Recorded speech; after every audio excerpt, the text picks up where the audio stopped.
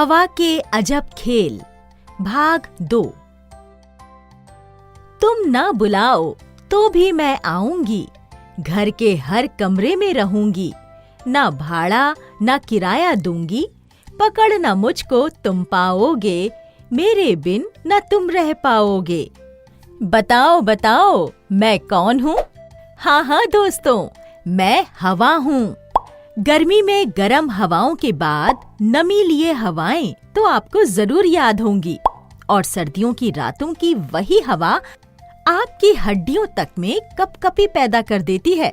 अगर मैं हल्के हल्के बहती हूँ तो आप सब बड़े मजे में पतंग उड़ा सकते हैं, नाव में घूमने जा सकते हैं, यहाँ तक कि पशु पक्षी भी आनंद में रहते हैं।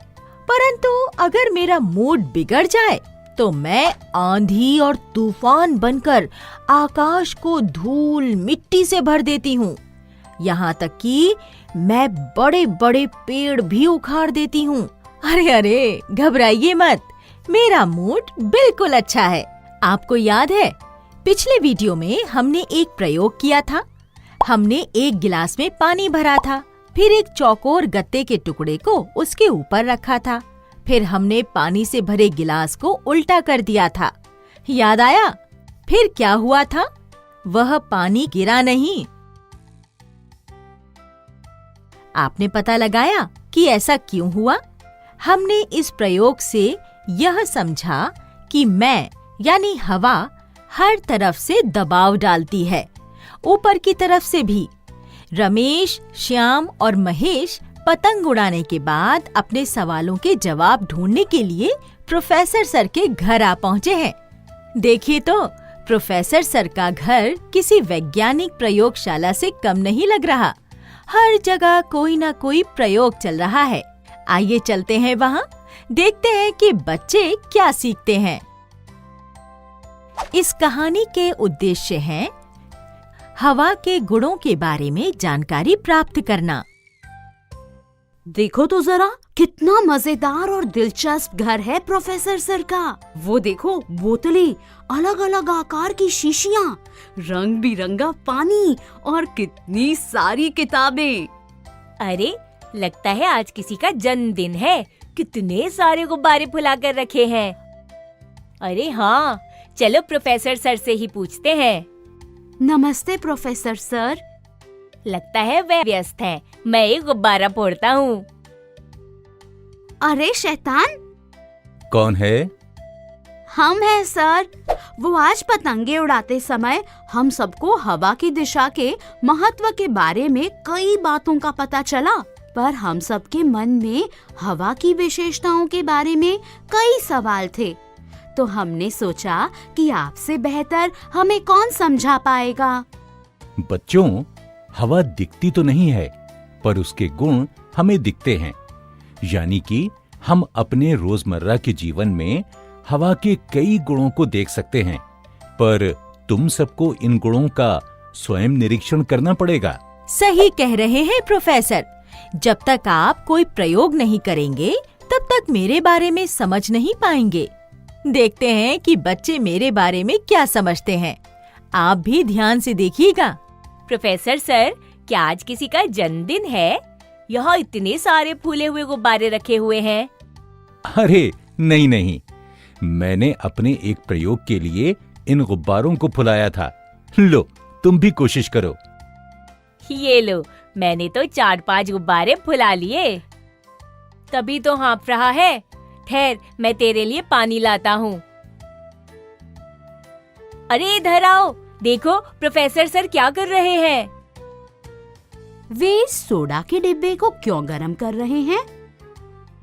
देखो, अब वे उसे उस पकड़ की मदद से उठा रहे हैं। पानी में डालते ही उस डब्बे का तो आकार ही बिगड़ गया, कैसा टेढ़ा मेढ़ा हो गया है। ये क्या हुआ?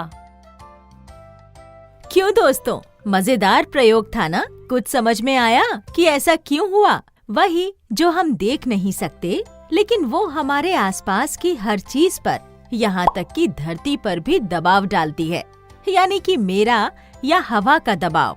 ठहरो, मैं समझाती हूँ। जब उस डिब्बे को प्रोफेसर ने पानी में डाला तो डब्बे के अंदर की कुछ भाप जल में परिवर्तित हो जाती है और डब्बे के अंदर वायु की मात्रा कम हो जाती है। डब्बे के भीतर वायु का दबाव डब्बे के बाहर की वायु के दबाव से कम हो जाता है और इस दाब के अंतर के कारण डिब्बा पिचक जाता है। तो इसका मतलब ये हुआ कि हवा या वायु दबाव डालती है। चलो मैं प्रोफेसर सर का चश्मा पहन लेता हूँ। रमेश बेटा, क्या कुछ समझ आया हवा के दबाव के बारे में? आओ एक और प्रयोग करते हैं। तू तो सही में प्रोफेसर जैसा ही लग रहा है, बस मूंछों की कमी है और थोड़ी समझ की।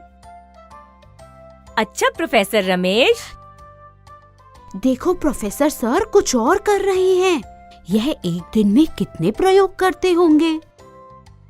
अरे देखो, उन्होंने उस गिलास में एक कागज का छोटा सा टुकड़ा डाला है। चलो देखते हैं कि वो क्या कर रहे हैं। अब वे उस कागज के टुकड़े को जला रहे हैं। अरे देखो, वे उस गुब्बारे को उस गिलास के ऊपर रख रहे हैं। मुझे लगता है कि गुब्बारा फट जाएगा। डरपोक है क्या? अरे देखो तो जरा, गुब्बारा तो धीरे धीरे उस गिलास के अंदर खींचा जा रहा है। मैंने ऐसा पहले कभी नहीं देखा।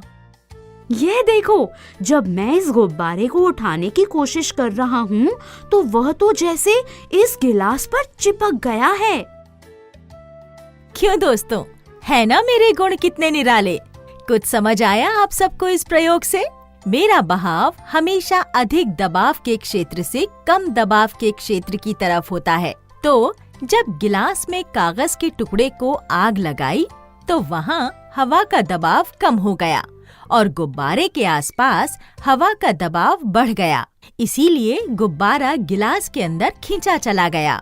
प्रोफेसर सर, हमने आपको प्रयोग करते देख हवा के गुणों के बारे में कुछ बातें तो समझी हैं।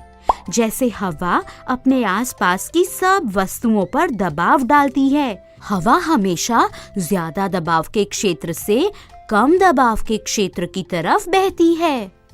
अरे वाह, बड़े होशियार हो तुम तो। पर सोचना बंद मत करना, हवा तो हर जगह है। इसीलिए तुम बहुत ध्यान से हवा का निरीक्षण करते रहो। हवा के गुणों के बारे में बहुत से राज हमारे आसपास ही छिपे हुए हैं। आज हवा की गति बहुत तेज होने की आशंका है। पास के तटीय क्षेत्रों में हवा के कम दबाव के कारण तूफान आने की संभावना है। चलो दोस्तों, अब घर चलते हैं। मैं तूफान में फंसना नहीं चाहता। हाँ दोस्तों, आज मेरी गति बहुत तेज होने वाली है।